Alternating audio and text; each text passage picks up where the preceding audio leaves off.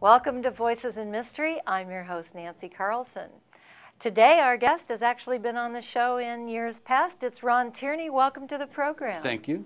Ron is the editor of Bloody Palms, which he brought with us. Ick, ooh, that sounds scary or something. Well, it was meant to be the tree. The Bloody Palms was a palm tree, but it's sort of double entendre. Are there palm trees up where you're from in San Francisco? No, but the book takes place partially in Puerto Vallarta in Mexico. Palm trees in Puerto Vallarta. It takes place in Indianapolis and in Mexico.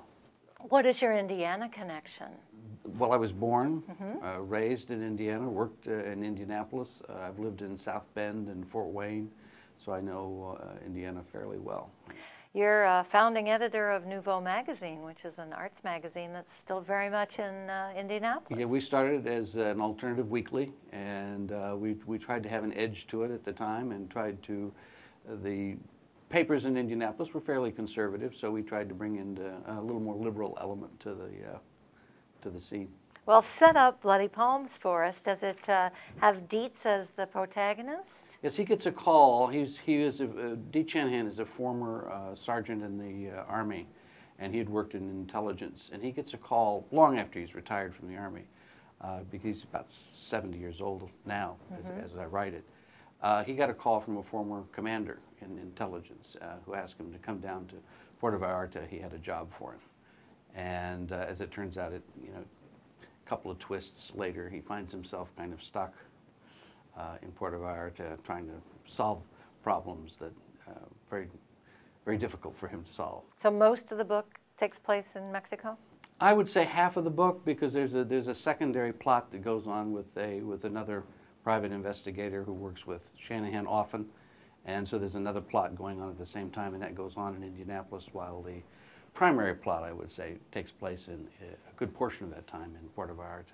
Yeah. What sort of fellow is Dietz Shanahan? Quiet. He doesn't talk a lot. He's got a strong moral code. Kind of pursues his cases in a dogged fashion, as opposed to, it's not this sort of clever, it's certainly not high tech. It's all the old-fashioned way a private eye would solve something. And how many stories have you written with his? There are 9 Shanahan books. 9. And I mean, this being the 9th. I'm hoping there will be a 10th. But I'm also working on a new series. So, tell me about that. Well, the new series, since I've been in San Francisco now for 15 years this time around, I thought I might know the city well enough to actually set a mystery there. So I've created 2 new private eyes, a male and a female. They're a little younger than Shanahan, but they're not all that young. And one has grown up all her life in San Francisco. She's 3rd, 4th generation San Franciscan, which means a lot to San Franciscans.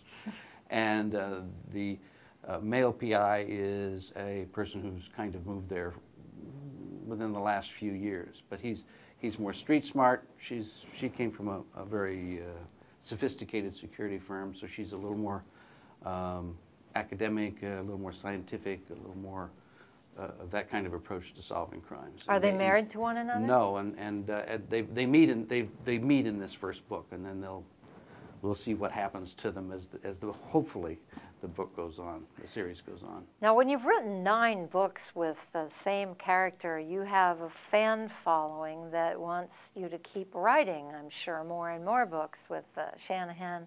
So how do you, did you kill him off, or? No, he may not be dead yet. I hope he'll go on. There's at least one more plot I say at least one more plot that I would like to be able to develop in the Shanahan series. There's a missing brother that extends from the last 5 books that sort of haunt him a little bit. So you have a loose end. I have a loose end that needs to be tied up, definitely.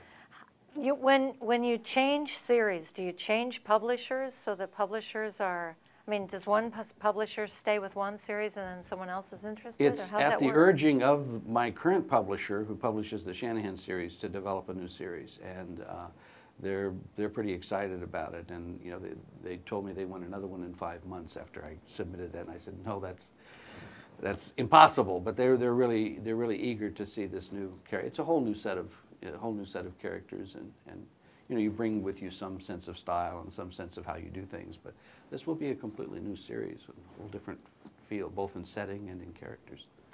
Do you write full time? I do now. It wasn't my intent, but yes, I am writing full time now. Yes. So do you have a system, a plan for writing each day, or is it just when Roughly. the muse strikes you? Well, there's a little bit of the muse aspect to it because I really can't force it. I mean, I cannot just sit down and sit at the computer and decide to write. So the process seems to be that I write in the morning, generally speaking, come to a point where it's not coming so easy anymore. Then I go out for a walk. I go for a long walk, and there's many great places to walk in San Francisco, all sorts of different neighborhoods. And while I'm walking and doing all of that, usually the next day's story kind of comes to me, so that then I have a notebook and so on. And so the process is I do a lot of thinking in the afternoon, and a lot of writing in the morning, then a lot of thinking in the afternoon, writing in the morning. And so it's that sort of process, interrupted, of course, periodically by just, you know, can't do anything today. Yeah, or life, yeah. How in your past life, your working life, your military life, have you been able to weave in some of those experiences that you've had into your books?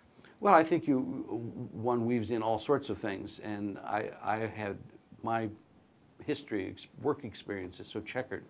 I've worked in government agencies. I've worked with the state of Indiana. I've worked as put in sewer lines, I mean, I've been a foreman in a factory. It's almost absurd. You know, at some point I'm going to find a career that that I'll settle in, but I've done an awful lot of different things, and that really is helpful, I think, because that means you can write about all sorts of different people, and you meet all sorts of different people doing these different kinds of things, from what I like to call corporate royalty to, you know, fellow ditch diggers. You know, I mean, it's a great way to have a sense of the broad spectrum of human beings. Do mystery readers and mystery publishers follow trends that make you want to bang your head on the wall because things change so fast, or are they pretty steady and it's slow to change as far as what the readers are expecting or publishers? I'm not sure I really keep track of the trends. I know there for a while there were cat mysteries and angel mysteries and ghost mysteries, and I try to, for me, and I'm not putting any of that down, but for me, I prefer a pretty much straightforward, you know, private eye kind of detective, or real life, bringing in as real a situation as possible, as believable as possible. You know, this could actually have happened kind of situation. Has Dietz modernized through the 9 books that you've given? No, he resists. He has a girlfriend who he's been with for quite a while, and she helps a little bit with, you know, with going online or having a cell phone or all of those sorts of things. But he's, you know, he's 71 in the current books, and he's not real fond of that, but he's happy to have help when he needs it, you know. Well, it has been a pleasure having you on the program, Voices in Mystery. We've been talking to Ron Tierney, who has brought his latest book, Bloody Palms, with the protagonist Dietz Shanahan. Thank you so much for coming, and best wishes on your book and on your new series as well. Thank you very much. All right, thanks, Ron.